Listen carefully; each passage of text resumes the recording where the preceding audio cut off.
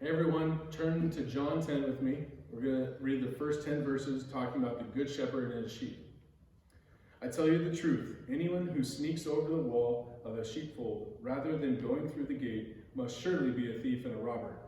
But the one who enters through the gate is the shepherd of the sheep. The gatekeeper opens the gate for him, and the sheep recognize his voice and come to him. He calls his sheep by name and leads them out.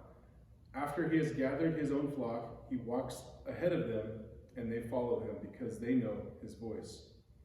They won't follow a stranger, they will run from him because they do not know his voice. Verse 6, those who heard Jesus use this illustration didn't understand what he meant, so he explained it to them.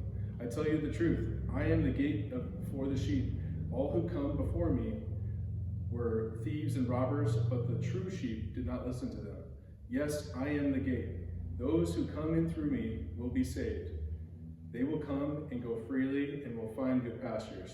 Verse 10, the thief's purpose is to steal, kill, and destroy. My purpose is to give them a rich and satisfying life.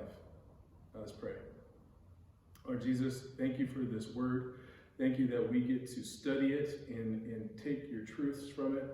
God, I pray right now that you open our hearts and give us the ability to have it hit home and apply it to our lives.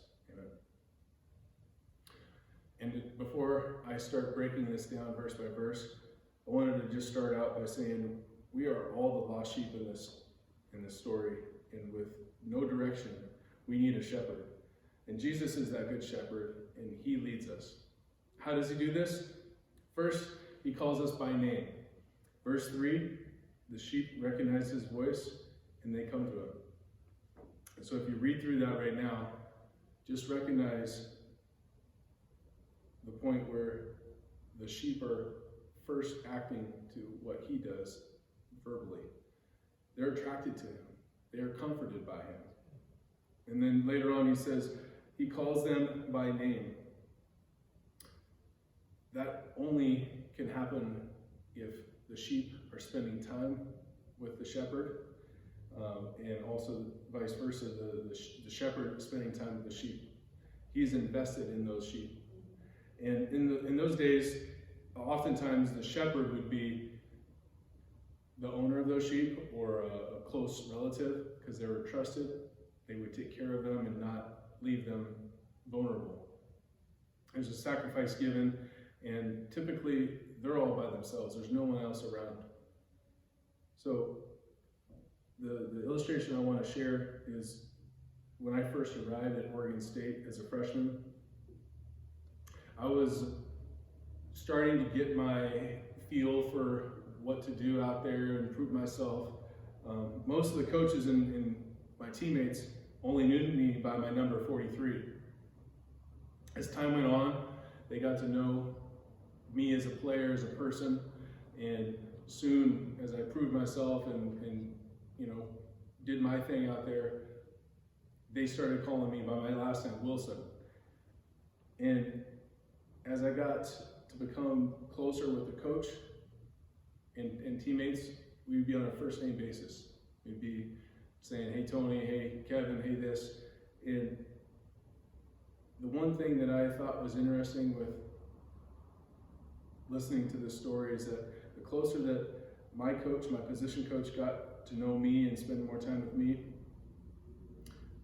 vice versa, I would be able to know him better and know what he is looking for me as a teammate, as a player, what to do, how to do it, and why. The linebackers as a group, we all flocked together just as a sheep would, and on and off the field. We would have position drills. We go through everyday drills, and off the field we'd be watching video after practice. No other coach knew me as well as any other coaches on the team, and to look at him as my shepherd in that context, it's very similar to how we choose to spend our time and who we listen to. We have a choice as sheep of this story to choose to listen to the Good Shepherd or not. So the application here is to keep your eyes on him and listen to him. Listen for him to call your name. It's a two-way street. This isn't just us coming to him because he is the Good Shepherd, but he also leads us out. He is the one that directs us. So not only does Jesus call us by name, but he also calls us to follow him. Verse 4, he walks ahead and they follow. So, I was thinking about this. Why would he just be leading his sheep? Well, where are they going? Where are they headed? What are they doing and why? He knows the needs of the sheep. As a good shepherd, he knows where to go find water, where they need to go to be protected, the grass that they need to eat. He knows where all of that is, and he is leading us for that nourishment, for that next thing. We don't know we need it until we finally get there. It could be a long journey before they make it to another pasture that is long enough for them to graze on. So, and I'm like this same way at my house. I'm the shepherd of my house, and when I get home, my sheep, Elijah and Boaz, come running and welcome me home. I love this moment when they hear me pull into the garage and greet me with a big smiley face and open their arms saying, "Dad, Dad," to ask me to pick them up, to give them a big hug as they tell me the fun things they did while I was gone. These are the kinds of moments that Jesus wants with us. And we need to pursue him, his sheep, so we can meet him in that same way. Be ready to move and take action when he gives you a call.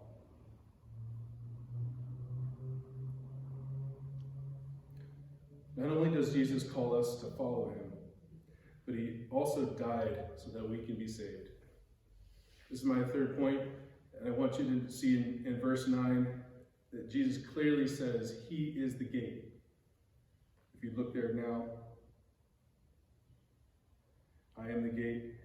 Those who come in through me will be saved. He's telling us he is the way to be with God in heaven, to be saved from our sins. And I love this visual, this picture of go freely and find good pastures. That's the second part of verse 9. He illustrated this by dying on the cross for us. It's the best illustration that I can think of. I want to do the same and model this for my family and lay down my life for my sheep. Jesus also says this in Matthew 16:25. For whoever will save his life shall lose it, and whoever will lose his life for my sake shall find it. We have a unique relationship between us being sheep and our Father, Jesus, but we also have sheep of our own to take care of, to lead, to know by name. So be thinking about who's in your life, who is going to be looking up to you, that you lead. And I just want right now for you guys to take home that you're in this position to do both. You're to be led, but also to lead others. It's a unique relationship, and I think at the heart of this chapter, it talks about that so well. With any other analogy Jesus could have used, he used this one. Verse 10, kind of the light at the end of the tunnel. His purpose is to give us life. Even though that he says at the start, the thief's purpose is to steal, kill, and destroy. We all know that. We go through that all the time. And I don't want to focus on that. today, this morning, I want to talk about why God came, why Jesus came to give us abundant life. That's another version. The NLT says, so that we could have rich and satisfying life. NIV says, life to the full. This was maybe one of my favorites that I found. Life to the full till it overflows. Till it overflows. I mean, I want a life. I want to live a life. I want to be a part of something that is not just meets my expectations. I want to exceed everything that I thought was possible. And I know that's what he has for us. That's what he came for. So if you feel like you're in a place where you're just getting through, barely making it, and getting through the routine, know that God and Jesus came and had a purpose to give you more.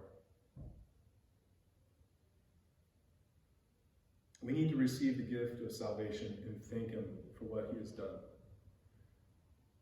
If you have not received that gift, now's the time.